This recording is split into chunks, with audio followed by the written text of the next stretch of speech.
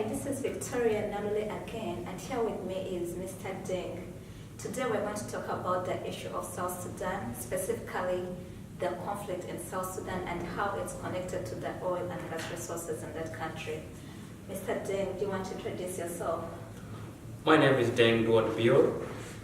I'm from South Sudan. I'm a graduate student here at University of Dundee Law School with masters in criminal law, petroleum law, and mineral law.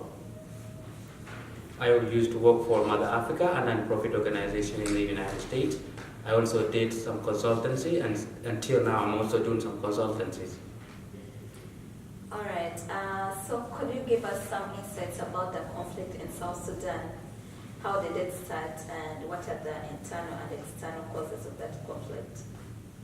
The conflict in South Sudan started in 2013, and before that, South Sudan just got independent from Sudan. It was one country, and during 2011, the South Sudanese voted for separation from Sudan. In 2013, our president asked his vice president, Dr. Riek Machar, to go to the villages and to go to people, asking them if the SPLA is on their task and if they are following their vision. Coming back, our vice president gave a report to the president and said the SPLA has lost vision. And with that, he's ready to challenge the president in the upcoming election.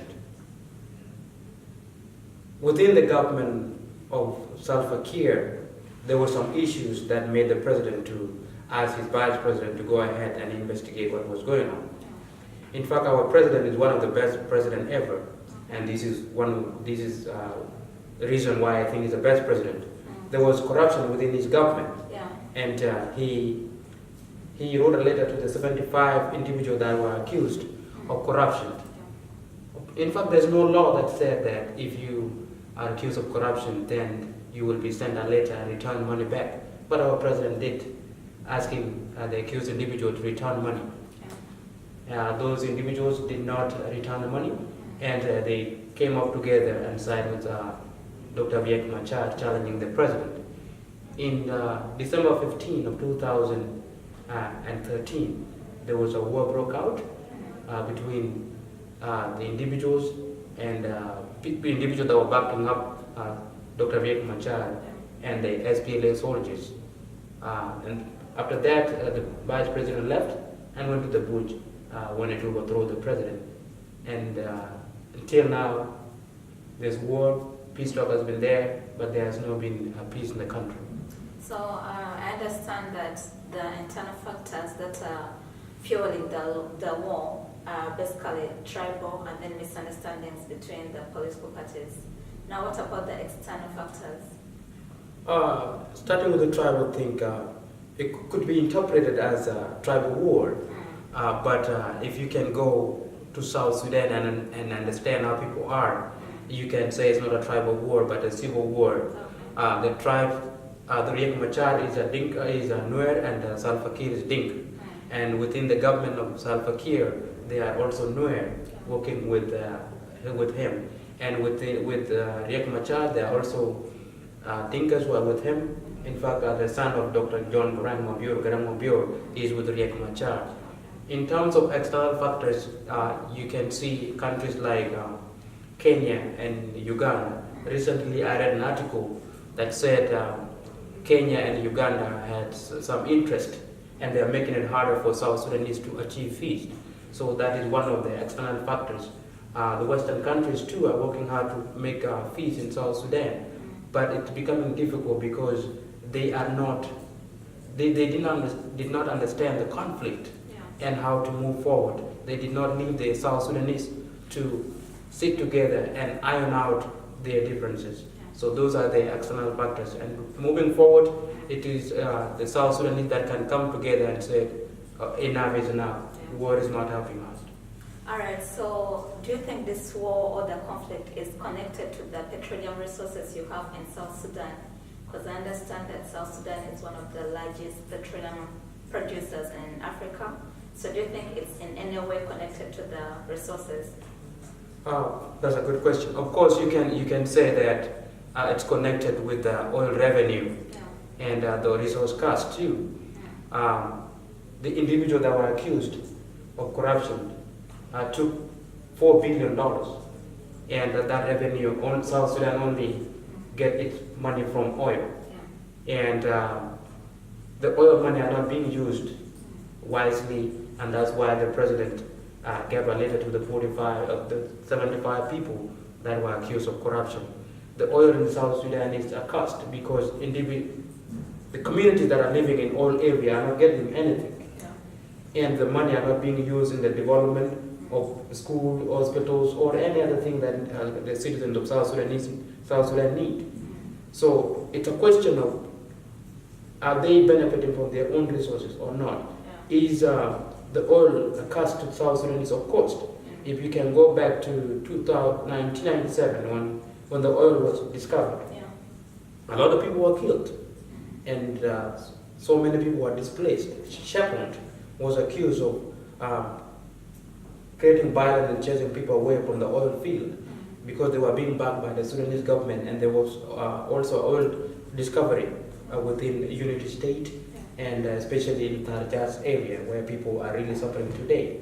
So I would like to bring in the issue of the Niger Delta region in Nigeria, because I've read lots of articles and papers regarding the situation in Niger Delta, the oil and gas exploration, how it's affecting the people, issues to do with oil spills, gas flaring, and different people getting strange diseases, and not to mention the environment being affected by all the ongoing activities.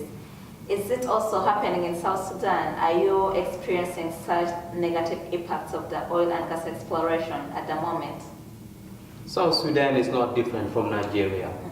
As you can see, there was a chair was accused of having some human rights violation in the Niger Delta area.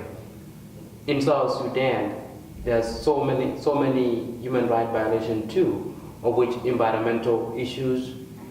People are dying of diseases that are blamed on oil exploration. Recently, a director in the Ministry of Health made a comment in the meeting of World Health Organization, talking about how environmental violation or environmental safety clause in South Sudan has been violated by the international oil organizations. Within the production sharing agreement, there is environmental and safety clause.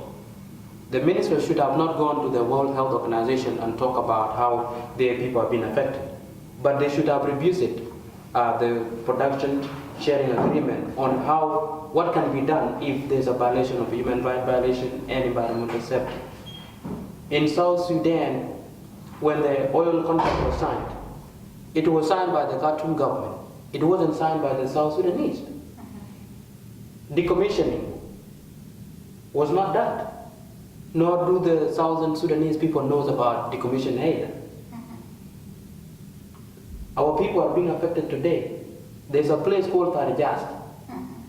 In that area, if a bird fly over, the bird will just die, fell down. Why? Because of pollution. The water has been polluted. Children, young, old, women, they are dying. They have been affected by the gas flaring. There are no hospitals that have been built, no schools. And kids are not even sent to school as well. And you know, this mineral called oil will one day finish. And once that oil is finished, these IOCs will go. Yeah, that's true. And leaving South Sudanese with nothing. And that's why South Sudanese should pay attention on what can be done. Same thing that was done by the Nigerian government, to paying attention to the oil human rights violation in Delta area. Yeah, that's a very good issue actually you've raised, because you realize at the end of the day, these resources are non-renewable. They will be exhausted anytime soon. But then what are the oil companies and different companies involved in the extraction of these oils, what are they leaving behind? Are they only leaving behind the negative impacts such as pollution, without even constructing roads, without taking care of the communities by maybe constructing hospitals, schools. Those are the things the local people need. But also another important issue is to do with compliance. Because you realize some countries now like Nigeria, the laws are there which are against gas flaring, but then the issue of compliance is very key because at the end of the day, the oil companies are more interested in the profits. For them, they will do whatever they have to do, get the profits, leave the country, but what are they leaving behind? And the issue of corruption is also something we need to look into in African countries, because you realize the officials or government officials who are supposed to ensure that the companies comply with the different laws, they in most cases take bribes, so they let these companies to go free without doing anything in these regions. So that's something we really need to be keen about as the youth in Africa, because at the end of the day we need to do something, ensure that the resources benefit our people, ensure that all companies are minimized on the human rights abuses in those regions. So bringing the question of what do you think should be the way forward in South Sudan regarding the conflict and also to ensure that the resources benefit the people, what should be the way forward? Well, I think the way forward is bringing all the parties together, and the foreign countries or the neighboring countries, which are Ethiopia, Ethiopia, Northern Sudan, Uganda, Kenya, need to put up their interest rather than the interest of South Sudanese. And that's whereby we can have incredible peace within South Sudan. Also, South Sudanese should also come together and ask themselves, what can we do? Why are we fighting? And should we be fighting for all this time? No, they should not be fighting. Also, the UN, the United Nations in South Sudan need to be doing their job. I went to Sudan 3 times and I have gone to their offices in Tongping as well as in the IDP camp. These UN are not doing anything. They are just patrolling a city. That is the job of the government and the police. If there is any criminals around the city center, then the police are there to make sure those criminals are apprehended. Now you have NGO that goes there and roam around sitting. Now you go in some areas like in Tongping, you see different kids. Where are these kids? Where did these kids come from? Where are their fathers? Some of them are the UN peacekeeping force. That thing has been happening in Congo. It is going on around the world, and the UN are not responsible. They will go back to their countries, leaving these women with kids, not taking care of them. UN need to do their job. If they were going there for peacekeeping posts, then they should go for peacekeeping posts. And also training the civilians on how to take care of their own issues, rather than going in there and then sit. Look at Haiti, Congo. These countries have been having peacekeeping posts for years. No country has been developed or governed by the UN. Yeah. Okay, that also brings in the issue of international organizations. At the end of the day, because in my last discussion with Mr. Osai, who's from Nigeria, we tackled that aspect of external forces, who is really supervising these international organizations with all what they're doing. Is there transparency? Is there accountability? Is there someone supervised to say, okay, you're doing here, what you're doing is wrong, and here what you're doing is right? I think that's something we need to put into consideration for the youth out there and those who are interested in the development of different African countries. And before I ask Deng my last question, I would also like to highlight the issue of revenue management, especially from natural resources. We need to be sure that the revenue is managed in a proper and transparent manner. The revenue should reflect the fact that the country has the resources. And how can this happen? We need to see infrastructure in those countries. We need to see good roads in South Sudan. We need to see good hospitals. And most importantly, we need to see schools, because we need education for all the youth in South Sudan and other African countries. We need the infrastructure should reflect the fact that the country has the resources. So Mr. Deng, I'll come to my last question regarding your advice to the young Africans out there, young Africans and specifically the youth in South Sudan. What should be your advice? Before I advise that the South Sudanese youth, I would comment on the resource management as well as how NGOs or companies should take social responsibility and do their work diligently. If you can see a road that was built recently between Numili and Juba, that road is not well and is not good anymore because the material that was used, the company that built that road, did not pay attention or did not do their job very well. Yeah. There was no monitoring and evaluation. It wasn't done very well, though it was funded by United Nations Agents for International Aid Development. That road is there, but did they actually meet the standard? No. On the advice to what I can tell South Sudanese graduates, students, or any other Sudanese living outside there, let's forget about these unknown gunmen that you're afraid I can't go to South Sudan because of unknown gunmen. If you are going to die, you will die anyway, whether unknown gunmen or known gunmen, whether you are living in the US or you are living in South Sudan. South Sudan needs all of us.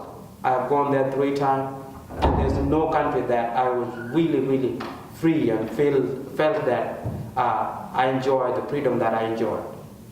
It's only in South Sudan.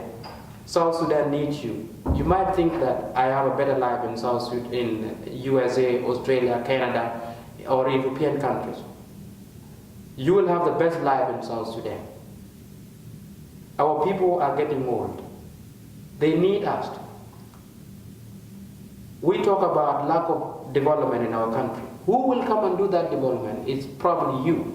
You talk about lack of security. Who will come and make sure security is developed? It's you. There's no country that will be developed by outsiders, but can be developed by someone like you.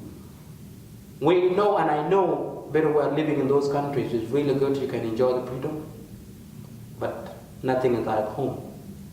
South Sudan is the home, and that's where you are born. Whether you like it or not, that's where you belong. You might be a citizen of those countries that you are in now, but that citizenship is a paper. And South Sudan is a country that your father, your uncle, your cousin, your nephew, any of your relatives fought for and died for. Why can't you be going back to that country and develop it? We all need to go back. Thank you very much. Thank you very much. We'll be continuing the discussion covering different aspects regarding petroleum and mineral exploration in Africa. Thank you very much, Deng. You can give them your contacts. I'll be writing all his contacts down, so look out for it. And anything in regarding to people who would want to contact you in South Sudan, any advice? I would advise that we are available in South Sudan, and you can go to Dr. William Biorbaar, Law and Advocacy in Higher Cinema. You can also email me at jdduot@dundee.ac.uk, and that is John Duot at Dundee.ac.uk. You can find us, you can drop me an email. You need any legal advice, consultancy on mineral law, petroleum law, criminal law, human rights issue, I can give you what I know. And I hope we will come together in the near future, whether in South Sudan or in Western countries. Get together, brother. All right, thank you very much. Bye-bye. Bye-bye.